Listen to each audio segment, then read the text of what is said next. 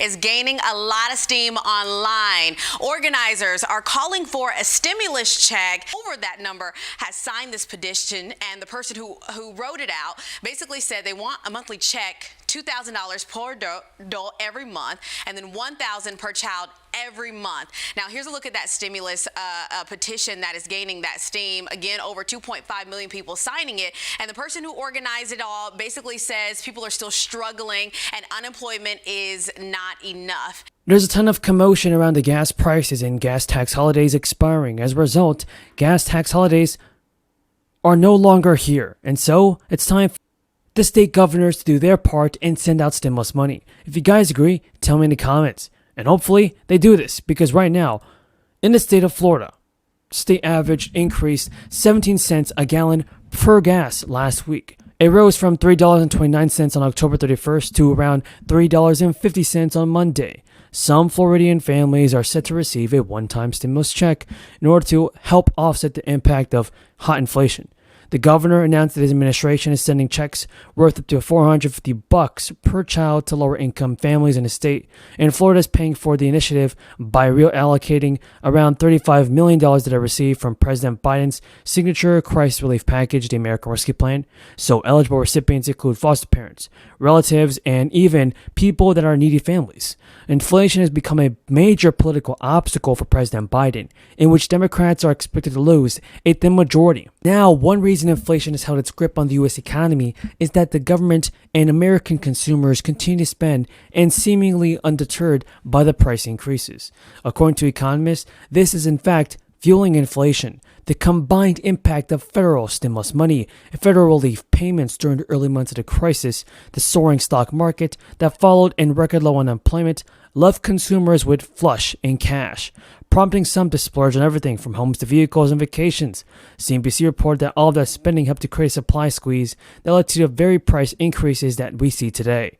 To counteract this, though, the unprecedented demand for goods and services, the Fed has hiked its key rate interest to a level not seen in years. It's caused the stock market to tank, home price growth to grind at a halt, and interest rate for things like automobiles and credit cards to soar.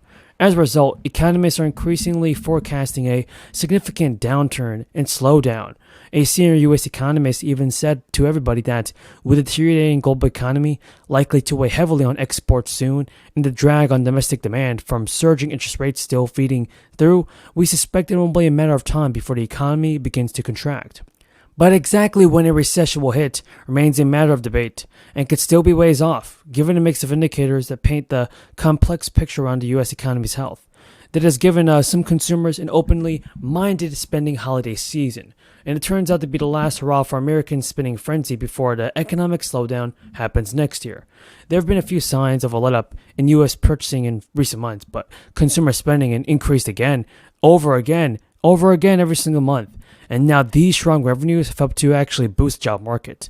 During a news conference following the announcement of the Fed Reserve's rate hike, Jerome Powell said demand for workers remains strong, and they signed that many businesses have kept on hiring. Yes, folks, many businesses continue to hire and send out stimulus payments. Jerome Powell even said we keep looking for signs that the beginning of a gradual softening is happening. Maybe that's there, but it's not obvious to me because wages are not coming down. They're just moving sideways at an elevated level. All I can say, everybody, is that President Biden must do his job in sending out stimulus payments before it gets too late. If you guys agree, tell me in the comments and be sure to share this video. Madam Speaker, I want to start out by thanking my community for re-electing me to serve Minnesota's 5th Congressional District. Our state continues to have the highest voter turnout in the nation. It's one of the easiest states to vote in and should be a model for states across the country. In my district, we increased our voter share by 10% points from 2020, and we got more votes than any other House candidate in Minnesota. Beyond that, Minnesotans voted to flip the Minnesota Senate, creating a Democratic trifecta for the first time in nearly a decade. We also voted for incredible new leaders throughout our state that have many firsts behind their names. Bobby Joe Champion will be the first Black president of the Minnesota Senate. Zainab Mohammed will be the first African-born Somali woman Gen Z member to be elected to the Minnesota Senate. Along with Zeynep, Claire Amu Forbitten and Erin McQuaid will be among the first Black women elected to the Minnesota Senate. Samantha Sensor-Mura will be the first Japanese American member of the Minnesota House. Lee Fink will be the first trans member of the Minnesota House.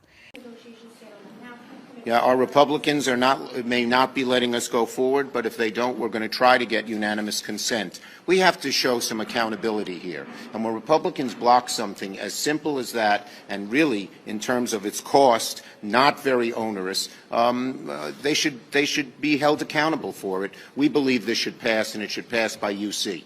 Folks, what do you think will happen with the fourth stimulus check, Social Security benefits, SSI, and SSDI? Do you think that President Biden is going to step up to the plate and help the people out with stimulus checks? I want to know your thoughts on this, so tell me in the comments. So we have a ton of news about the fourth stimulus check, Social Security benefits, SSI, and SSDI. Top Democrats are using to push the budget reconciliation process to pass the Build Back Better bill.